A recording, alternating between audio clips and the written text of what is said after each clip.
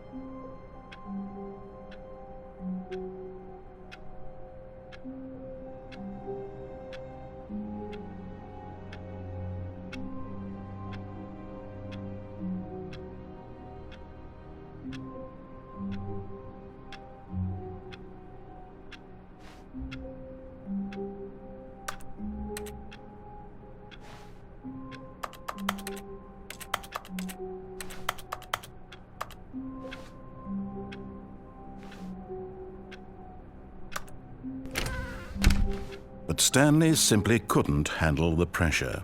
What if he had to make a decision? What if a crucial outcome fell under his responsibility? He had never been trained for that. No. This couldn't go any way except badly. The thing to do now, Stanley thought to himself, is to wait. Nothing will hurt me. Nothing will break me. In here I can be happy forever. I will be happy. Stanley waited. Hours passed, then days. Had years gone by? He no longer had the ability to tell.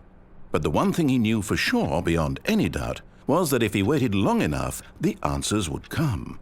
Eventually, someday, they would arrive. Soon, very soon now, this will end. He will be spoken to. He will be told what to do. Now it's just a little bit closer. Now it's even closer. Here it comes.